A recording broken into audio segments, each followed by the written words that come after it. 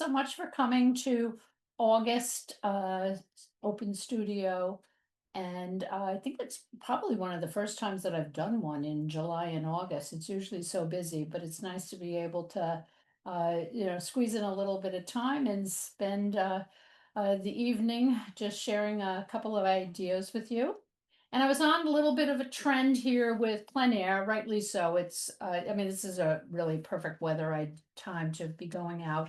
Although, truthfully, the spring and the autumn is gorgeous to also paint. You don't have to contend with a lot of the weather issues when it comes to heat, bugs, and where we live, you don't have to contend with places that don't allow you to park because you don't have a parking sticker, and you don't have as many problems with traffic. So, ideally, we like to think of the season as being spring, summer, and autumn, but the summertime adds its own little special piece to it because of the type of lighting that we have. And most of my plein air classes do revolve around that special effect that we get with light on the landscape, creating contrast, looking at the value ranges that are within the scene, and adding a little bit of atmosphere. So today, what I wanted to do was talk a little bit about what to do with paintings that you've either started on location and haven't finished, or paintings that you've actually done on location and then want to turn them into a studio painting. So I've got a couple of ideas to share with you, and absolutely share anything that you do with the group too. So there'll be opportunities for people to talk, share ideas, and ask questions. But again, feel free to unmute yourself, ask questions as I go along. Okay, here we go. I'm going to step to the side and I'm going to bring this in just a touch so that you can see it a little bit. Uh, Here we go. And we're just going to bring it in just a little bit. Let's see how that looks. And then I'll just scoot this to the side. There we go. Okay, so for a start, my sketchbooks, this is the photocopy of page from my sketchbook. And I do a lot, as you um, uh, sketches that really revolve around values. And I use the gray toned paper. This is just a little 5x7. It's blown up for the purposes of this, but it's a 5x7 gray toned sketchbook. And I use black and white China markers. And by pressure, I can vary the intensity of both that black and that white to create a variety of values. Now, this page doesn't actually show the value bar, but I do frequently put a value bar on there so I can see really what is my range from light to dark in the scene that I'm looking at. Now, what I've done for the purpose of this is I have a black and white photograph for you to see of the scene, and I'm going to describe to you on location what I did. So I was just totally attracted to this. I'm standing under the woods. You can feel like under the woods, under the trees. You can see that I'm in the wooded part where there's not much light is hitting it. It's got that lovely shadowed feel to it where you feel like it's probably cooler there. You're not getting soaked by the intensity of the sun. So there's something pleasing about this really nice, darker value area. Looking through here, though, it's this little break in the stone wall that leads you into a very small field that has a floral setting right smack there. And the amount of light that is actually filtering through and landing on this part of the scene actually creates that lovely contrast between this cool area that's in shade and this very highly lit, high key section of the scene that is just soaked in sunlight. Now, one thing that you can do, which I do not have on my sketches, but I'm going to do it right in here now. The sun really was coming from this angle here. So the sun is coming down through here. Okay. And this casting of shadow is actually coming from the trees over here. So it's coming through here, it's hitting the side of this tree, it's hitting all of this, and it's hitting the grasses. What was really nice about this scene here was also the height that was going on. But I had to decide what I want to do. This is a lot to do in one 2 hour session. And if I was going to go back multiple times, yeah, maybe I could have tackled it. So this is the steps that I took to decide what I wanted to do. I was starting here, I walked through. I did a sketch up close. Okay, so I zoomed right in, I did a nice up close sketch of that area right there with the darkened trees behind it, the shadow that's falling in the foreground. Nothing exciting. I wasn't really captivated by that. It's just like a little bit of an angle. And oh, actually, no, you know what I did? I got a little bit of the trees over there on the side. That's what that is right there. I forgot about that. I did these sketches last week. Then I stepped a little bit back behind the stone wall. So I had the stone wall in the foreground. And I looked through and I saw this. Again, I'm cropping it right about here in almost all of these photographs. I mean, all of these sketches over here. That I liked because I love this little change in the way that the dark foreground area changed.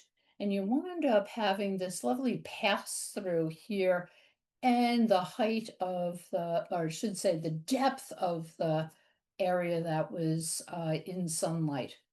So I decided, oh, maybe I would like it rather than landscape format. Maybe I would like it in, let me just scoot that over just a touch. It's going a little bit crooked. Maybe I'd like it in portrait format. So what I did is I resketched, and these are all, I showed you that in the last open studio where I just set the viewfinder for a 9 by 12 sheet of paper, and then I wind up just tracing that shape. So these are all proportional to a 9 by 12. So I played around with how much of the rock wall and the shaded path do I want, how much of the bushes that are in the background, the floral bushes that have a lot of light on them, and the background. It's all these contrasts that are going on. That's why what you're seeing is a lot of just black, white, and gray. There's not a lot different between these two, but I'm sure. Oh, I remember what it was. I was playing around with the positioning of the flowers. That's what I was doing, playing around with that.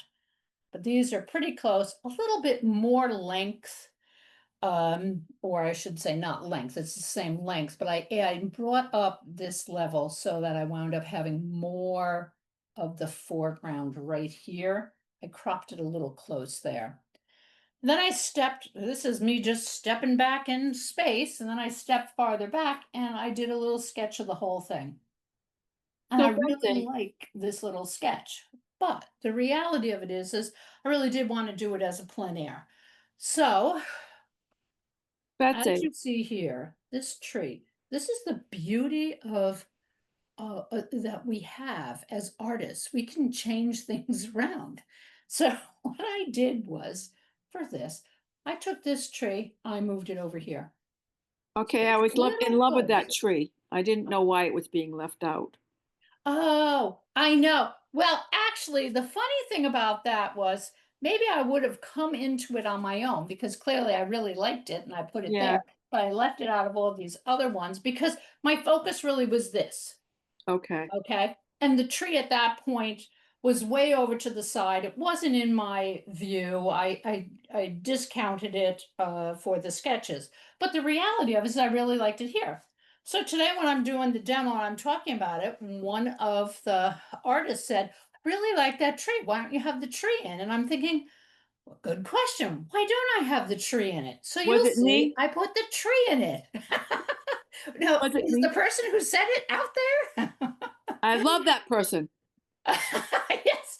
So the tree does make it to the final cut. Oh, But good. this is what happened. If I was painting this with a total realistic sense of, oh, it's this far away from the plant, this plant that's back here, it's this far away from this, I would have needed a much um Let's see. I would have either needed a bigger sheet of paper or I would have had to crowd a lot of things into a little 9 by 12.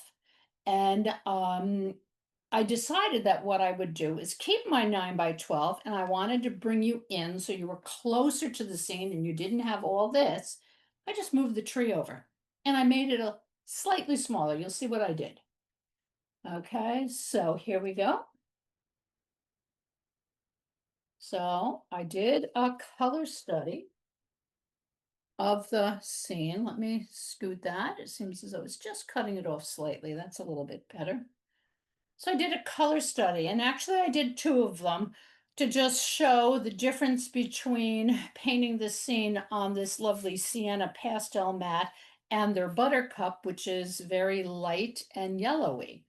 And this scene, this is what you want to think about when you're choosing your paper, studio or plein air, doesn't matter, is what are you trying to project? The color that you're painting on is really going to enhance your vision of the painting. Um, you're going for something that's rather strong and bold. Actually, even doing that on black that would probably come out really cool because you've got your dark areas, you've got your light areas, you're putting it on black, you could wind up with something pretty dynamic.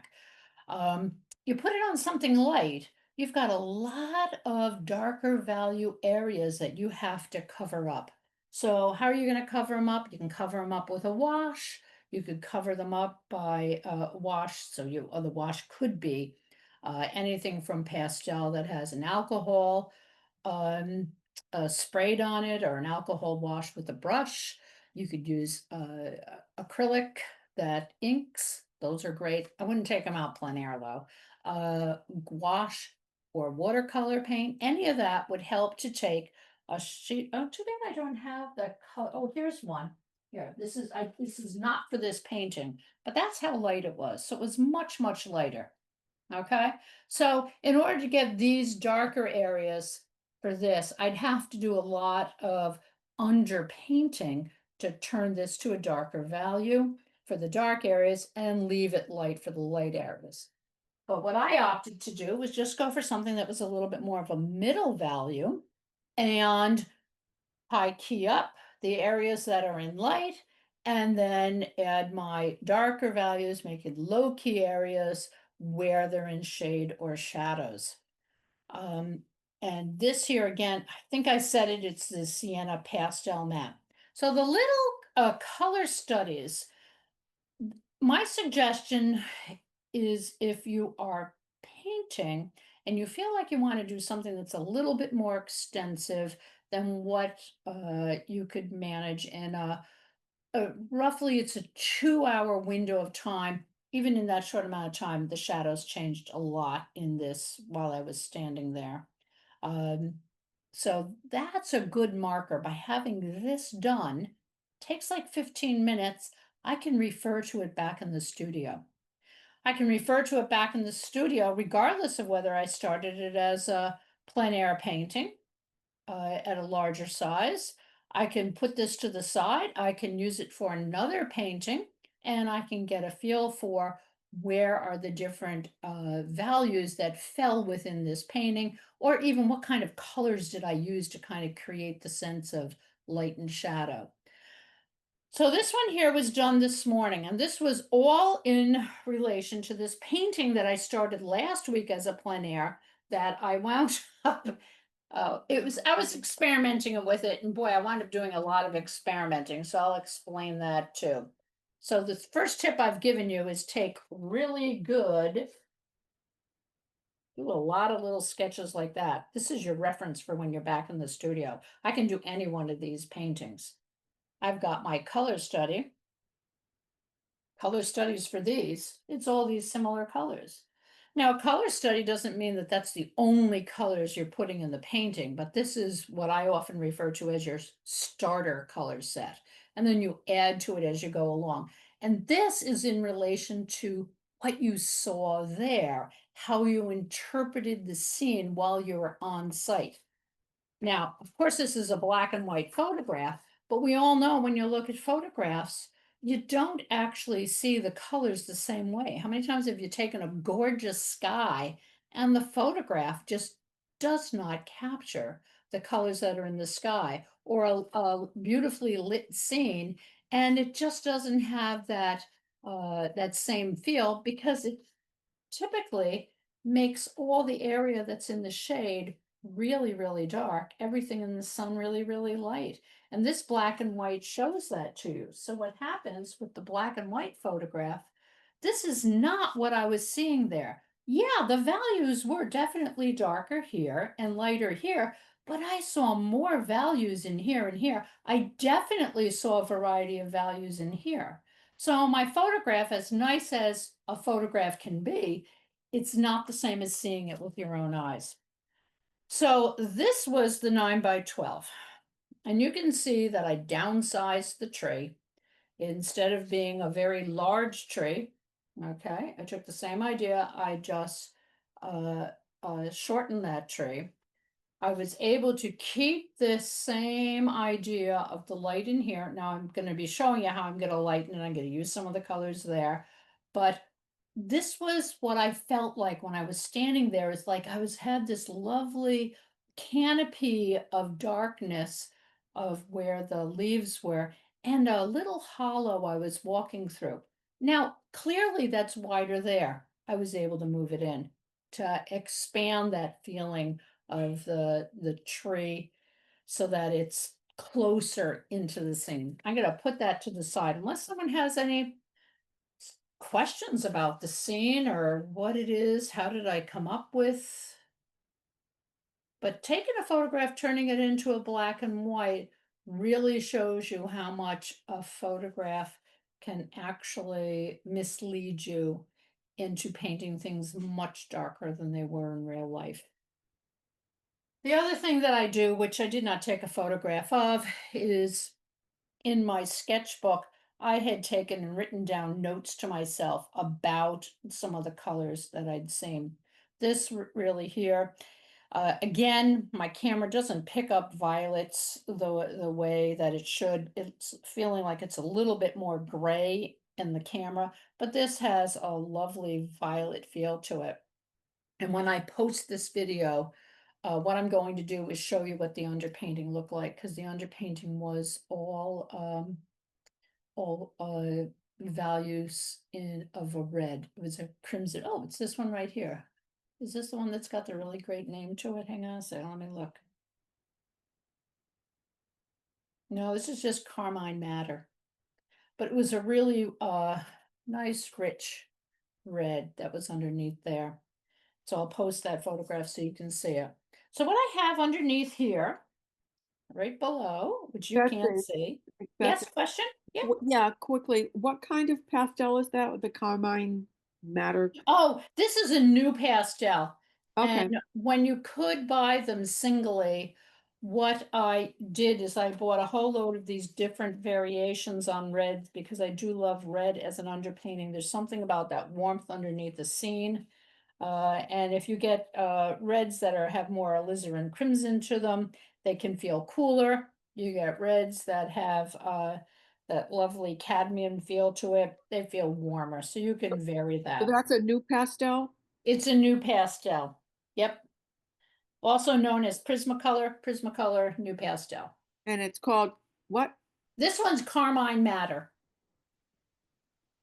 Okay, thank you.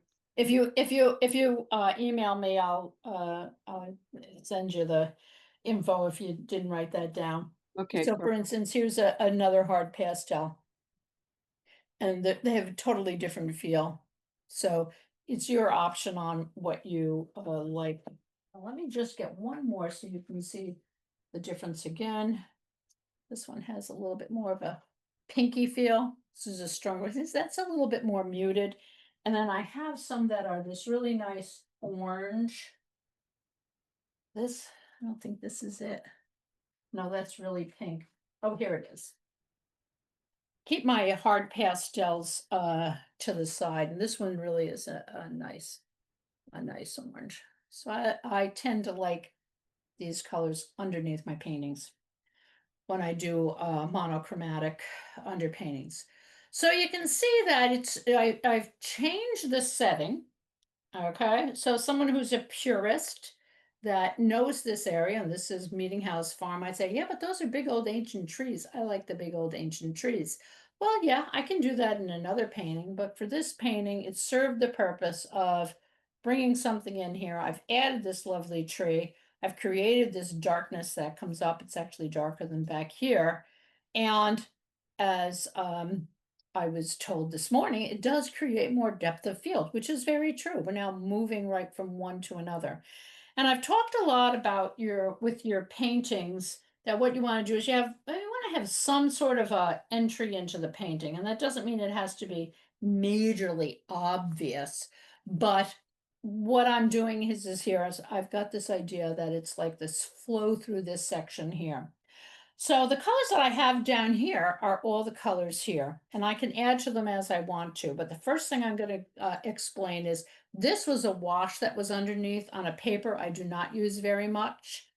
And after I had done a wash, what I had done is started adding pastels, and I realized that the paper has not enough tooth for me. I like papers to have a real grab. I want to be able to put on multiple layers, and I could tell that the pastel was starting to slip on this paper. So what I did was I sprayed the whole thing again, and I was using Spectrafix. I sprayed it with the Spectrafix. I let it dry flat so that nothing moved around. And then I took clear gesso and I went over the whole thing with clear gesso, and it actually did it didn't disrupt the back. There's a couple of areas did get a little duller than the way I had it, but I didn't have to worry about the whole thing turning into a big gigantic mess. So I thought, well, this is great. I wanted to do it bigger. This underpainting was not working, so how can I fix it? Okay, I'm going to experiment with the clear gesso, and it worked fine. So here we go. I'm going to start by looking at my dark areas over here. This was the dark color that I had, and that's actually a really dark violet. And I'm just going to get in here, and I'm going to start. This area is not getting much light over here, so I'm just going to grab that in. I'm going to start to give a little bit of form to these guys. Beauty of plein air is, you stand at an area long enough and you do really remember what it was like. And it was just such a beautiful setting down here. This area really had much more depth to it. If I add this back here, I do not want it to be as dark as that, even though these woods were dark. The reason for that is I don't want this dark to actually feel like it's competing with the dark in the back. So I'm just going to come in and I'm going to put this in very lightly. There's some trees back here. Not much definition back in my color study, but that doesn't matter because what I'm doing is I'm just creating a very loose feeling of vegetation back there. I don't really need to outline and describe every single branch. Yeah, this is working well. It's not moving. That's usually the way I like it. I don't like I don't like a lot of blendy stuff coming in. And again, I don't want to go too hard through here. Create a little bit because I have that dark through there. I like the way this is showing up through here. And remember, I know the light's coming from this direction, so it would make sense that this area here is lighter, the way I have it over there. Reminder again. So this is all in the woods coming down. One of the reasons this was really nice, I started adding a little bit of sky up there at one point, and I realized that the only reason I saw sky was because that's the way it was when the tree was tall, and the tree is not tall anymore. Okay, let's go over this side over here was darker than the other side. I'm going to go in a little. Now, a lot of this does not show up over here. So what we have to do is remember that this is our reminders. Those are our keys from our, okay, there's a little bit of dark that was right in here and that ran over here. These areas where you have light and dark, sometimes giving them a little kick up here, just gonna go through here. Guys, I've already started creating a little bit more depth there just by adding that little bit of dark in the back. But I don't want that to feel like it's a purple. This is a dark purple. It's a, when we think of our darks and our lights, we want to use them and I try to avoid, well, I do avoid black and white, but my very dark darks, really, when you look at them up close, they have a color to them. And the idea is that that color is a muted color. And muted does not necessarily mean that it has to be dull and boring. It just, which is why I don't say dull, is the muted means that it just doesn't have that same intensity, but you can still see a color. So just dragging that green over that. That's that same green that's right here, and I could test it right there. It's a bluish green. Let me put it here so you can see it. That's a bluish green. And then I have another one. Let me just bring this in here. It's a little darker coming in. Trying to keep that background really kind of loose because we just don't need to over explain it. Bring a little bit more of this down, doing a different kind of stroke down here. Up here is doing very vertical. This here, I'm gonna go back and forth. Have to remember I've got some light that I'm going to add in here. This is feeling a little cool to me. Dark areas, going to pull in on my rocks. And this is the same color that's right there. And just going to drag that through. This one's a little bit more on the blue side. Just to soften those edges. Just a little bit over the top. I want to keep that dark over there. Let's just do a wipe up. Sometimes just a little swipe. I also have one that's a little bit more on the red violet. So I had a blue violet and red violet.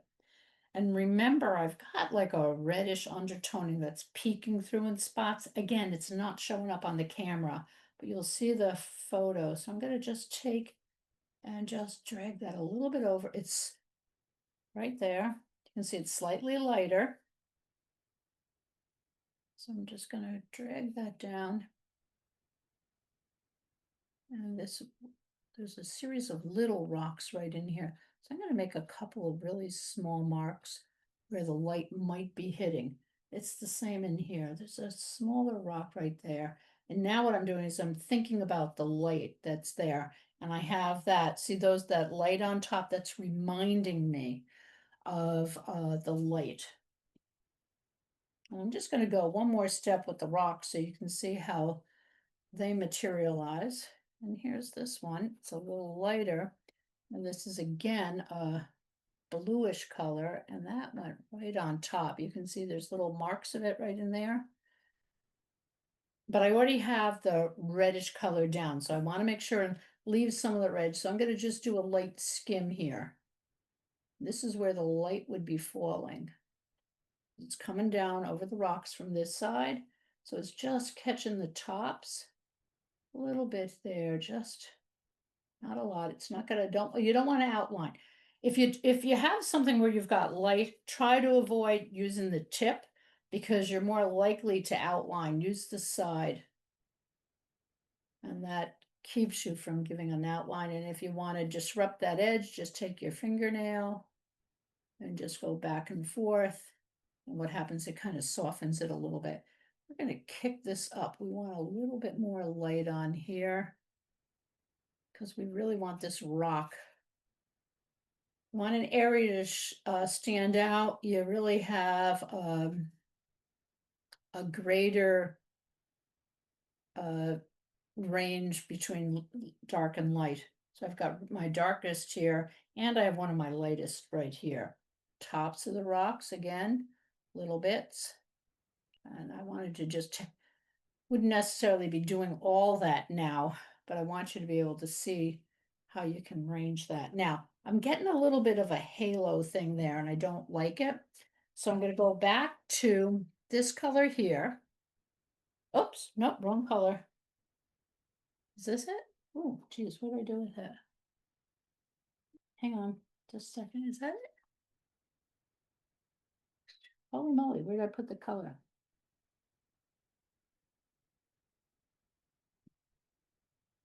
Okay, there's not many colors here. I'm not really sure why I can't find it. I'm glad I'm not the only one who loses them. It's like hilarious. Where is oh, because that's the color. Oh, that's the gray. Oh, brother Betsy. Yeah, that's this reddish gray one. I swear, this is one thing. If you're not a pastelist or you're new to pastel, the stick doesn't always look like the color. So I want to give this a little bit more of a dappled feel. I'm putting this on super, super light, and I'm just dragging it.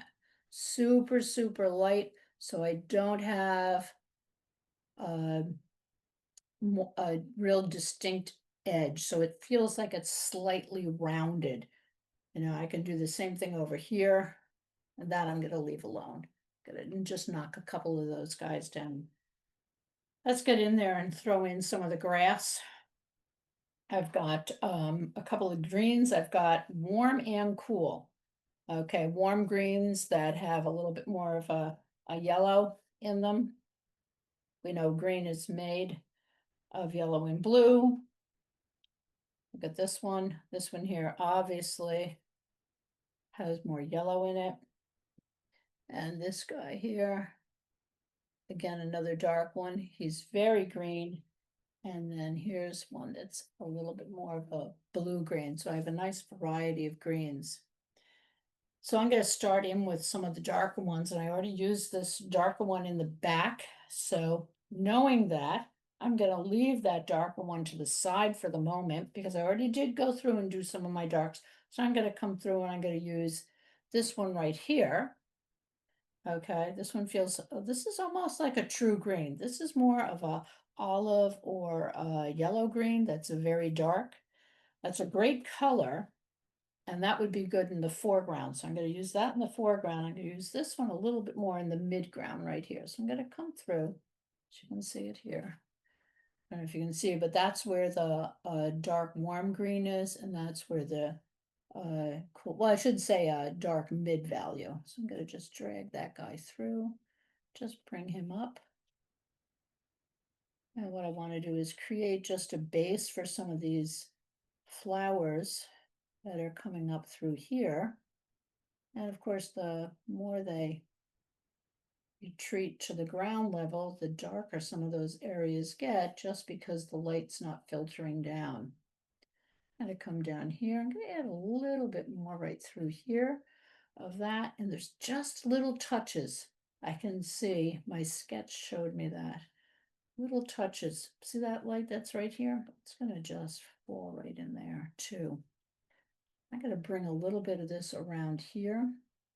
These guys are dark because they're very backlit, but they're not going to stay that dark. So the question would be, do I do this? And let's put a little, it feels as though that might be a little bit too light. So what I'm going to do is I'm just going to let some of that dark show through.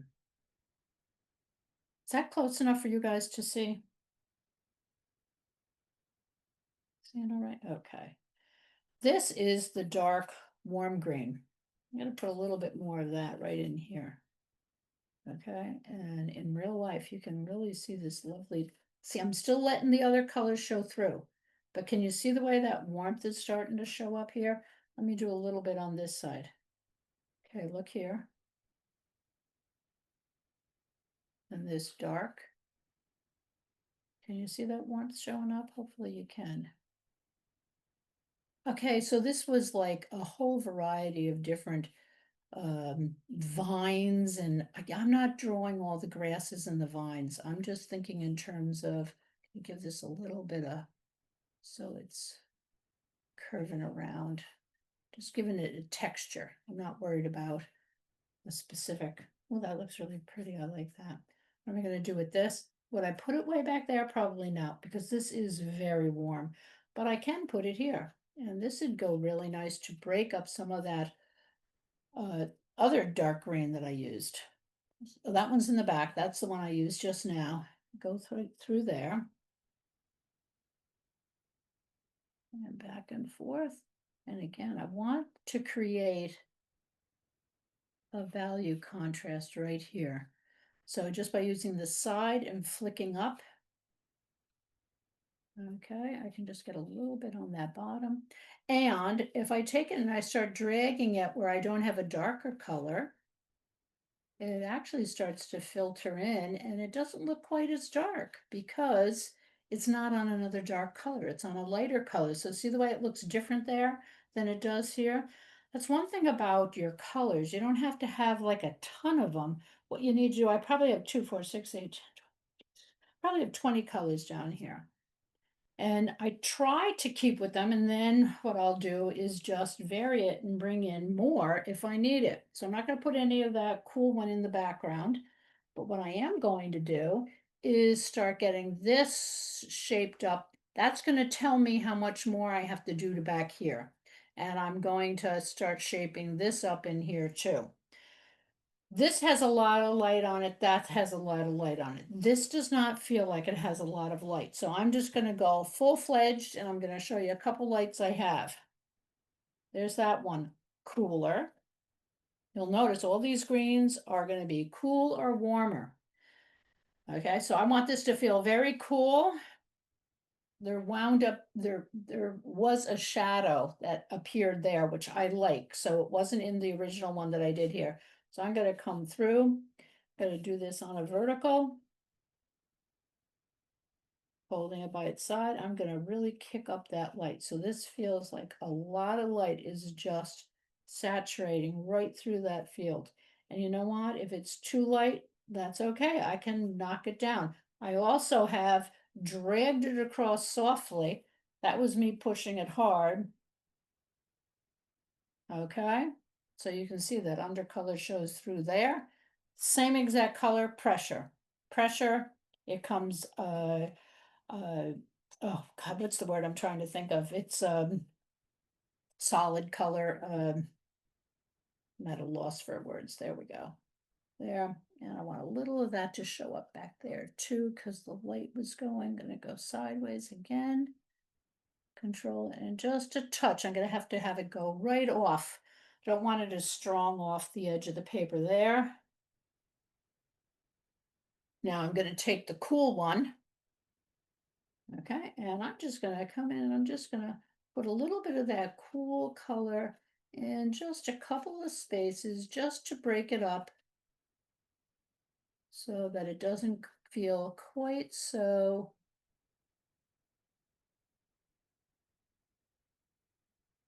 I'm gonna come up. Okay, because I'd be catching the light back there and again back here. Just have it go up just a little bit. And there's a little bit, let me look up here. Nope, there's none there, but there is a little bit of light right here. So I'm going to just come across with the cooler one right there. Like they're catching it. And then in here, I'm going to start with the cool one here. I don't want both of these to be the same. So I'm going to keep on this focus with the cool light. That's the cool green, I should say. That's right back in here where the flowers are. There's light in here. Now the question is, do I use a cool or do I use a warm to show the light that's flickering through in here? What do you think you'd do? Well, I'll tell you what I would do. I'm going to start with the cool. And the reason I'm going to start with the cool is because this is a cool area. Okay, remember the whole starting and this color here. Let me roll this around. Let's see how that little. I said, does that show up the way I actually wanted it to? Looks really kind of dull, to tell you the truth. Let me just put a couple right on this side too. I know there wasn't any, but I feel like putting it there. And there's a little light that's back there. I'm starting to see more and more of these shapes appearing. But I just don't feel like that's enough light. I don't need it as strong as that. I had the yellow green down first. I went over it with the cooler green on top and do the opposite here. And I'm going to put a little bit more pressure.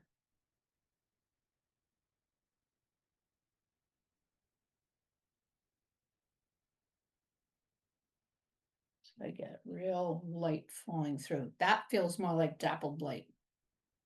Okay, now I want a little dappled light that's on this path here. And that was really the underpainting. I kind of like the underpainting. I don't think I'm really going to do very much to that. So let me just, I'm going to go on this idea of dappled light.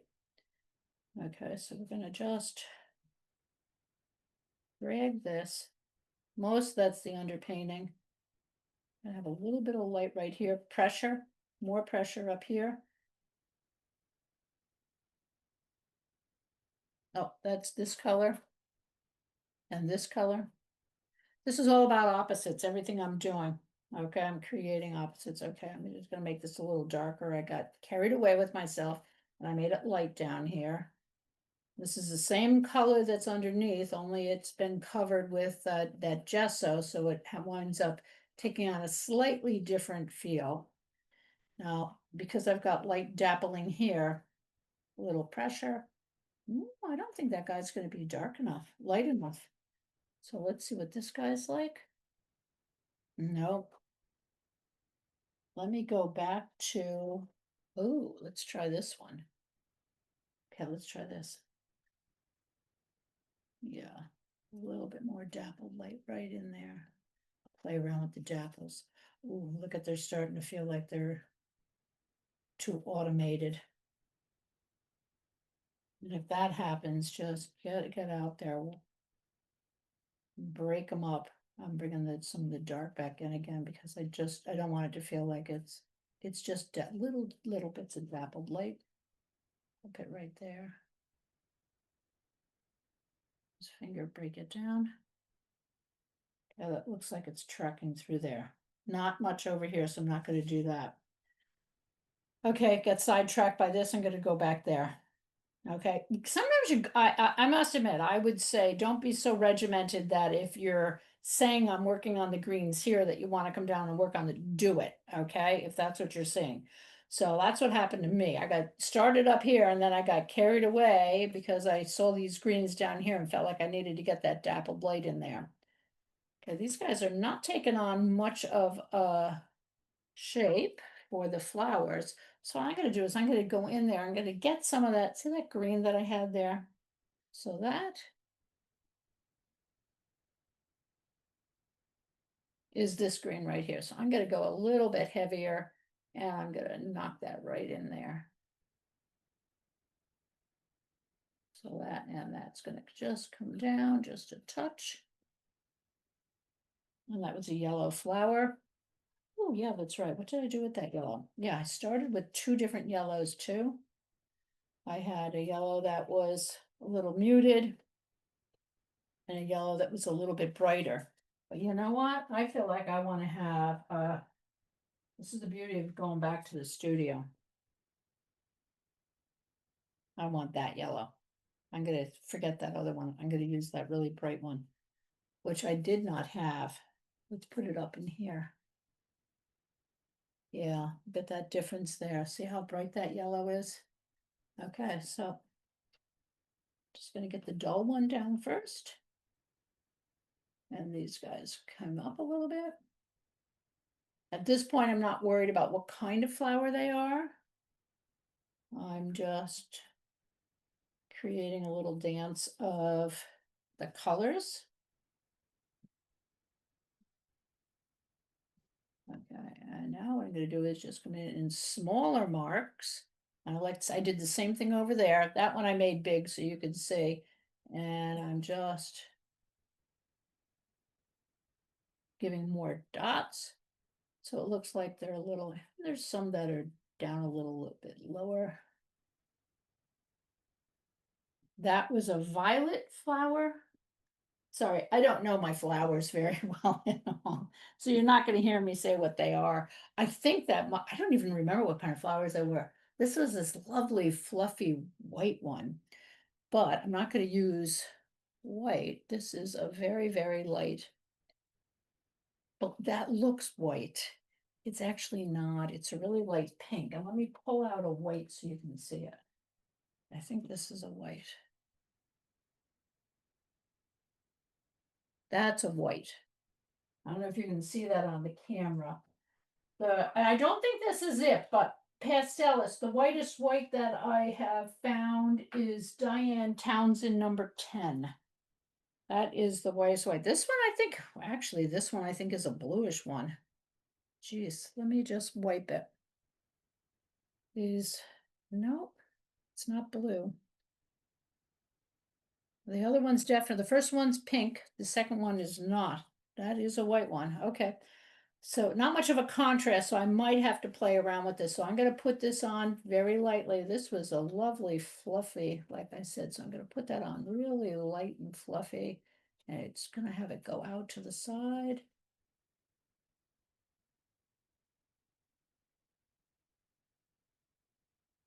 I want that guy to be taller, so I have to be careful. Might need to come back in. Just gonna knock that down a little bit, then I can get my dark green back in there. Yeah, because I do not want them the same height. And they did come over a little further, so flowers doing it to me. Now there was a birdhouse in here. I'm not gonna paint the birdhouse. The birdhouse for me was not part of the and I'm using a lot of pressure now. So what's happened is light pressure with the pinkish white and really strong pressure with the one that feels like it is more of a brilliant white, for lack of another word. And just to be fun, I am going to pull out another white. And this one is definitely blue. This has a little blue to it. So I'm going to just come in and I'm going to vary that up by putting in little strokes of blue, especially down in here, because it's going to look light down in here because it's well, that looks like we should be out picking that bouquet of flowers. And I'm also seeing, and I don't know if it's because I'm standing to the side, but I feel like they're slightly blowing in the wind too. So we'll see. We'll see how that pans out. We want to give these guys a little bit of structure, and this is going to help me get rid of that feeling like gotta put some vertical lines in here and try to do them a little straighter and looser. And I don't want to cover that dark up. And then there was this absolutely lovely reddish flower that was in there. And it does not look as though I saved my red. I was telling the group that what I do is the colors that I used here, I put them in a small container. Okay, so that when I'm on location and I know I'm going to use that color study for something back in the studio, I keep them in here. Clearly, the red did not make the cut. I did not put it back because I cannot see it in front of me. So I'm going to let me just check. Well, that looks pretty much it. So we're just gonna, and they were a little bit more, I have a little overlap. Flowers do that little red in there. Doesn't look as though that's showing up on the screen. I'm gonna just push them a little harder so you can, now I'm just making this little kind of mark. You can see that's a beautiful red. And of course it looks totally different on that green. It feels like it's creating a square right there. I'm not really sure why that's showing up on the screen like that. So I'm going to just go with that idea that it is, and I'm going to break it up by coming in with a little bit of a green in here so that this plant has a different, that's really odd the way that that's, let me Okay, that's better. I got rid of the square. Okay, that's more of an amorphic shape. And that's just coming in with that. And for anyone who's interested, and this is the first time that I've actually used gesso to try to resurrect a painting, that clear gesso is working really nicely. I really like the texture. It's very textural. So if you want it to look smooth, it's not. But again, a really nice feel to it. So I'm gonna just kind of wrap this up by looking at the back. Now, the tree I did on location because I don't paint lots of trees. And so I knew on location, laying out the composition was one thing I wanted to do on location, but really focusing in on the tree was something else I did on location. But what I did make notes of that you can see here is I did have more light. Remember the light's coming like this, and I've got light here. I can put some light here. I'm gonna take this as a warmish color to that trunk. It's capturing light. So I'm going to take one of those. I wonder what this one would look like. Is that the one that I used? That's a little bit darker. I think I used this one. It's a little, yeah, I used this one. It's more of a bluish gray. So I'm going to come in with that first. And I'm just going to give it a little bit of a curve feel just by dragging it down. Trees are not flat, so I want it to feel like it's, I really do like this color. So I'm going to add this color in a couple spots right next to it, just so it's really catching a little of that. Right, like that.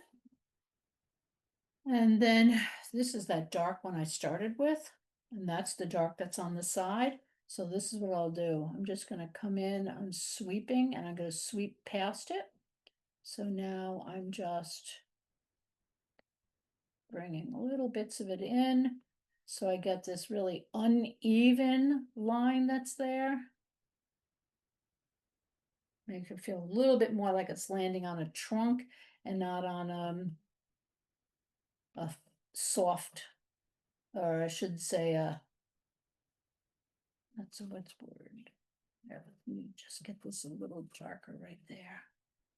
So it feels like it's landing on something that has a textured surface as opposed to a smooth surface. And if I want to add a little bit more light, see, I'm not going to add, I don't want to add any more new colors, but I just feel like I want to have a little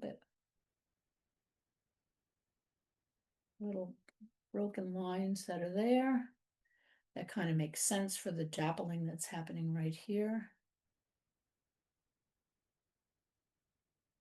Pull that down. There's a little bit of light that was happening right in here. So I just put a little, just a touch. If you feel like you ever put too much on or you want something thin, fingernail, rub it.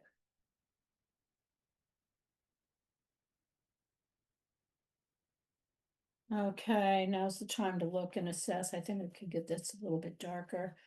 Okay, if you read about pastels, they say dark first, don't put dark over light. Okay, well, that just like, that's like in general. I'm not putting this dark over the white. I'm putting it over something that actually is kind of dark. So you can get away with doing that. I'm just going to give a little bit more shape to this guy right like that. So and back to these grasses that are here that were coming out of the side. I'm just going to go like that. And I'm going to pull up that really dark warm green and see if that one would, oh yeah, the dark warm green is going to work out fine. And again, it's just the colors that I have. And I got a little bit of light. It's landing right here. That's behind it. So I got a little light that's coming there. Put a little bit right there, that same color. These two, look what happened with all my adding lights. See here? I had the light here and I had the dark behind it. right here, I have the light here, and I have the light behind it. So it's kind of disappearing there. Not a bad thing, but I do want this to feel like it's a little bit lighter than it is. So I'm just gonna brush off a little bit of that color because I feel like this paper, it's taking the texture well, the layers, but I think it's running out of it. So I'm gonna go back. Remember that bluish one that I had? I'm gonna go for one that's even lighter. And I'm just gonna add this. And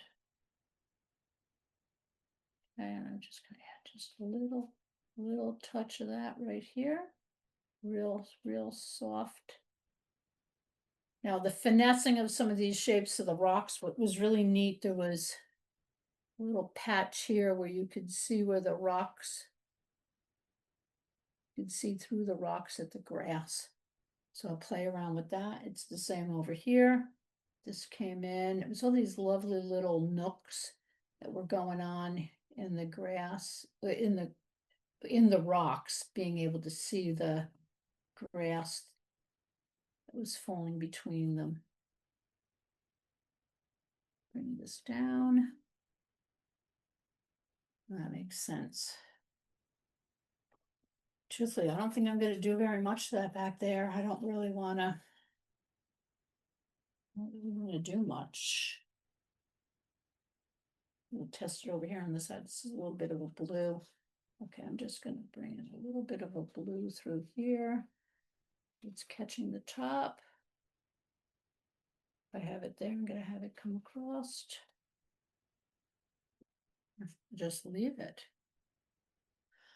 Okay, I think I'm just going to leave this and see how I like it. But I'm just going to just do a quick review. My value sketches. I like this one, but I knew I had to change it because I wanted to feel more of an intimate scene than a big wide angle scene. So I shrunk the tree and brought it over and I captured it. That was the original. I kept reminding myself the lights are not as light as that overall scene. The darks are not as dark. There is contrast between these areas.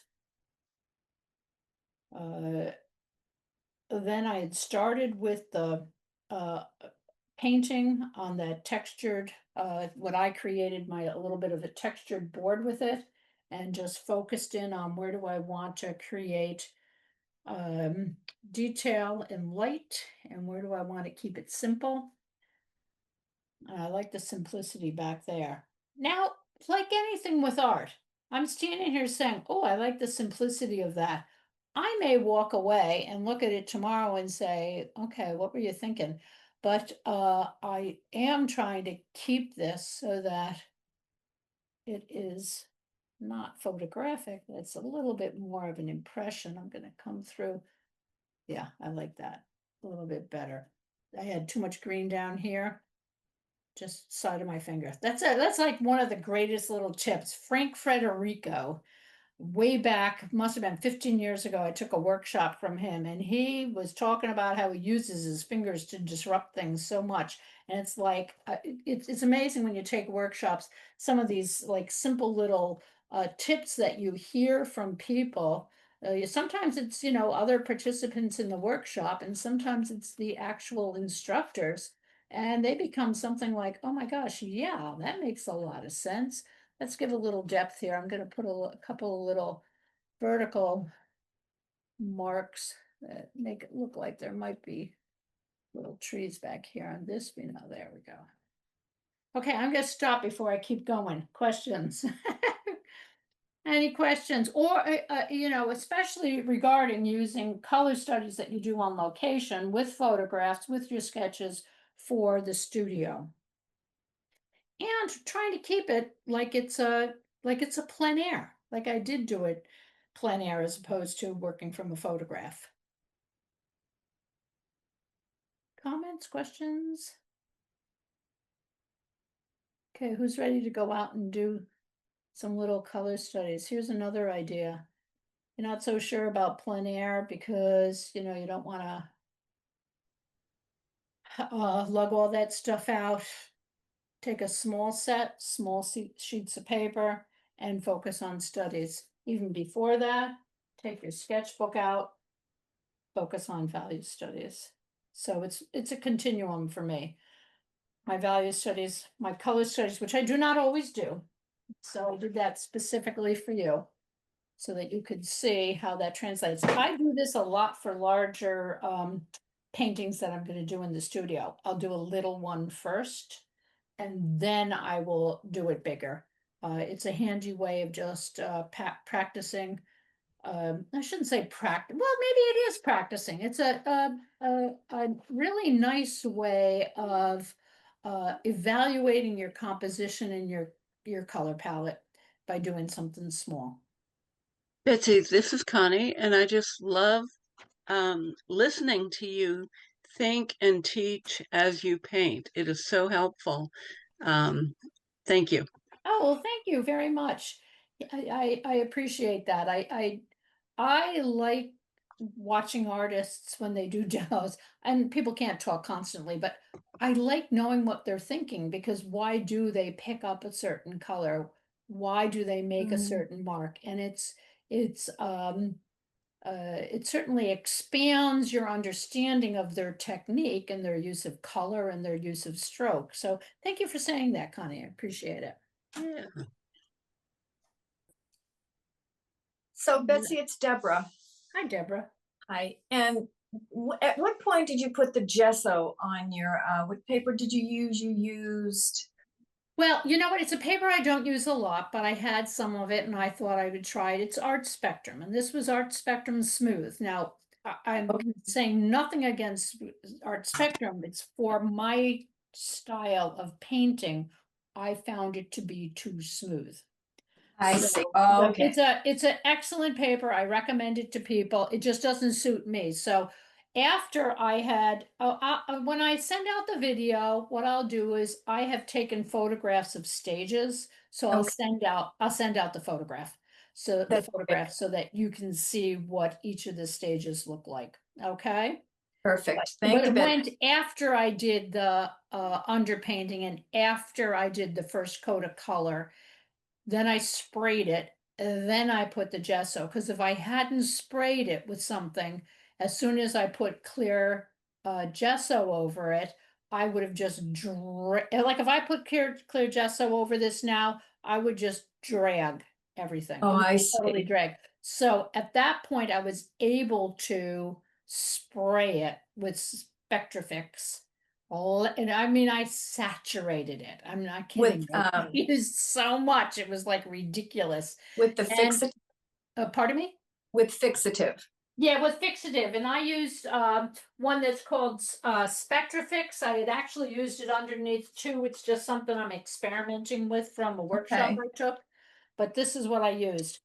The reason I want to get used to using this is because this is non-toxic. You know, the other one that, and I do have it and I do really like it, but the other one that I really like, let me pull that out, is Sennelier. Okay. Okay, that's a great fixative. Have to go outside. The stuff is noxious, it's poisonous, you cannot breathe it in. So I can't use it in the studio. I'd heard about this from Lorianne Signori, and I thought, oh, maybe I can do some of the stuff I like rather than running outside with fixative. And it's different. It's not like regular using fixative, but it doesn't have anything harmful in it. So you don't have to worry about using it in the studio and running. That's I don't interesting. have to Yeah, run outside. that's good to know, Betsy. Yep.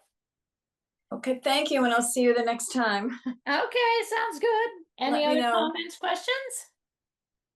Enjoyed it a lot. Thank you Okay, very much. thank you so much. All That's right. great, everyone. You'll get the recording of this, and I'll include the photos. And I will be doing another open studio in September. Not sure whether I'm doing a paint along. It did not turn out in July, and I think August may take that same route. I'm just going to have to see if I can fit it in, and if I can, I'll do it. Otherwise, maybe September I'll be back on a more normal schedule. Thank you so much, everybody. Thank you, Betsy. Thank you. Okay, Enjoy thank your you. summer. Bye-bye. Bye-bye. Bye-bye.